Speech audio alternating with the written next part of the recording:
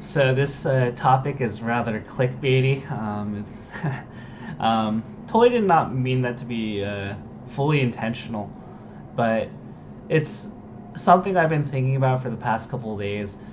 And when we talk about the best teams players, we default to Muti King and Armada because of their results and dominance over the past couple of years. We'll also talk about players that seem to have really great synergy or have like these really nice team combos or positions. So like Android, um, PPU, SFAT, Shroomed, MDVA. All these players that create these nifty combos and opportunities. But amidst all that, the player that I don't see being talked about when we talk about top-notch team players is Hungrybox, and it's actually really surprising considering the results that he gets and the amount that he carries on a team. It's not like he's just sitting back and just throwing out back airs, but the way he controls space, the way he finds opportunities out of nearly nothing. And I think a lot of the reason also that he's not really talked about is because he plays Jigglypuff, and I think a lot of people assume that Jigglypuff is just really good at teams. And to be honest, aside from Hungrybox, there really hasn't been another Jigglypuff that has really thrived in teams since 2012 on. We have a little tidbit of Dark here and there, but we don't really see Jigglypuff in the high level meta, especially in doubles. We see a lot of Fox, a lot of Sheik, a lot of Peach, and then a little side of Falco and quite a bit of Falcons, but we don't really see Jigglypuff up there, and it's really a 2009 type of thing to say that Jigglypuff wrecks in teams, because if you actually play Jigglypuff against these faster characters, she's actually very limited.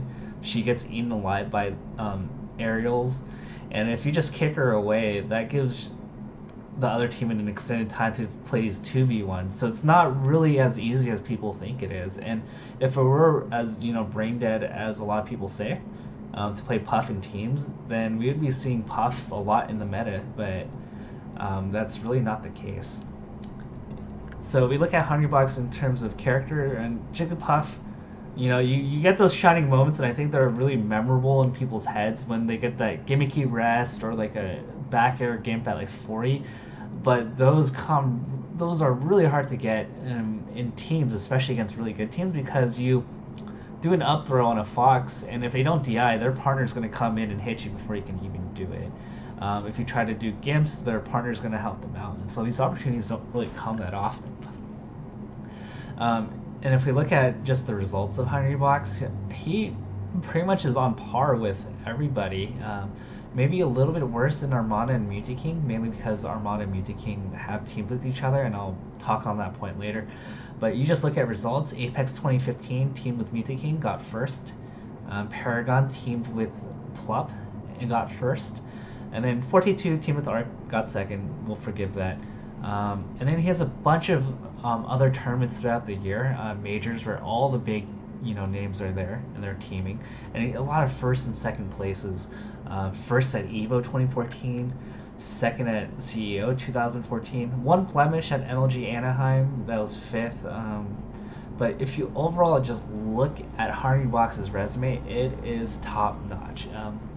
Greatly goes beyond what Mango has done. If you look at their head-to-head results, Hungrybox has been by far the better player. And when you even look at his results compared to Muti King and Armada, it's really close. And the argument I like to bring to kind of break down Muti King and Armada's cases and kind of elevate Hungrybox in this perception is we've gone past the era of teams where you can play a hyper carry. Like if you're really good, you can hyper carry and have your opponent just support. We've gone beyond that era of teams. We used to see Mango just team with players like Psycho Midget, G Money. These players that frankly aren't as good as both their opponents. No offense to them. Mango would play the game, play a lot of 1v2, essentially play with 6 stocks and just carry the team. But we saw, starting in 2013 when Shroomed and PVU beat Mango, that's not the strategy that will work at a high level anymore. And we saw Mango kind of fall off in 2014 and 2015 because he plays that hyper carry style that just doesn't really work. Needless to say, your teammate does matter a lot. And if you look at the results of every national, um, aside from Android, every player that seems to place really high. Both the players are at least in the top 15 worldwide in terms of their single skill. PewFat, they're both arguably in the top 15. Armada Muti King obviously in top 15. Mango and Winning Teams Lucky top 15. And if you look at all those players, Hungrybox actually plays with one of the worst, singles players. No offense to Plup. And he plays with a Samus who doesn't really do well in teams, generally speaking. Whereas Muti King gets the cream of the crop partners. He always gets for the longest time he's always had Armada or always gets a team with like the best player. And for a while he did do well with Hacks, so I have to give him credit with that. But Hacks at the time was really good. And Plup has and Hungrybox had the team with Plup. But what if we switched around the partners and Hungrybox got his own Armada? Would he have gotten equal results to Muti King? As Muti King did, if Hungrybox had a god level partner, and it matters a lot in doubles because sometimes your partner is bad and you can't really help it. It's the same thing in the NBA when we compare two players, Kevin Garnett and Tim Duncan in their in their primes. Kevin Garnett had the Timberwolves and their team was really bad, whereas Tim Duncan had Ginobili and Parker, who were two all-stars, had a great coach, and had a lot of 50-win seasons, whereas Garnett struggled in the playoffs, never made a championship game on the Timberwolves. But if you put Garnett in Tim Duncan's situation, would he have had the same level of success? It's a hypothetical situation, but something worth considering when we look at overall doubles talent, because it is team's game, and that's a slight against Muti King. And overall, when you look at the eye test, Hungrybox is just so secretly underrated in teams. We just assume herpaderp that Jigglypuff is just this brain dead character that finds these rest opportunities, that does these gimps. But I think we have a little bit of a memory selection bias because we remember those things so vividly, and it almost puts this little cringe in you whenever you see that. It's like, oh, Puff is lame, look at those rests. But to be honest, when you play at a high level, those rest opportunities, those gimp opportunities become so few far in between unless you're really good. Because you're just going to get hit before you can just execute your gimp. They're going to zone you out. They're going to kick you and double team your partner. If you get an up throw and they don't DI, they're just going to kick you. And it's actually really difficult to win with Puff. And if you don't believe me, just try playing him in teams against good players and you'll really begin to see, well, like, wow, crap, I can't do anything. And yet, Hungrybox is so magnificent at finding these little opportunities, especially when he's behind. He'll see like a dash attack from Plump and somehow find a rest opportunity out of it. He'll take a random straight hit, and just go to town with it. And that's something very few players can do. And it's sad sometimes to just see people dismiss him because of his character. I know some people don't like his personality either, but that's a whole another topic. And overall, it's not easy. It's not as easy and brain dead as people think it is. And yeah, like you look at his results, it's top notch. He hasn't lost,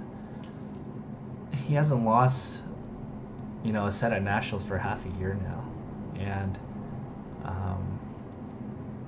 he has to be placed in the discussion overall.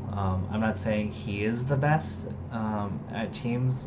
I think Armada and Muti King are in their own tier, and they're talked about a lot, well deserved, but I think Hungrybox needs to be included in there, and I hope that he does get the credit that he deserves, because he's a very versatile player, and I think one of the things that makes him really unique is that he can succeed with almost anybody. Whereas you have a player like Muti King that needs a specific type of carry, Hungrybox can thrive with anybody, and even a Samus, and he makes the team like Puff Samus work, which is amazing.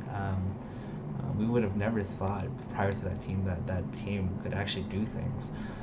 And he can team with a support player like Muti King and play aggressive. We have also seen him play with players like Cole and play the passive route. And overall, he can really just do it all. He can stock tank, he can play aggressive, he can take space, he can get these gimps, he can find fast kills. Overall, one of the most underrated players, and it's just amazing. I think one other thing to note is just the way that he takes space. You fight Hungrybox one-on-one and he's approaching you and zoning you out with back airs. Just watch his opponents and how much respect they give him on stage. Literally, like he could just back air twice and towards the center, and he literally gets half the stage. And that's because everyone just so scared to fight him. And it's not something that any puff can do. It's only because it's Hungrybox. And so yeah, I hope you begin to really appreciate him for his sets. He plays aggressive. I think the notion that he plays campy is a really old 2012 idea. He's the one that usually has to approach. Everybody cams him.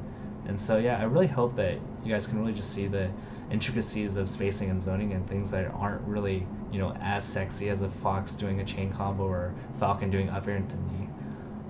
So yeah, that's all. And yeah.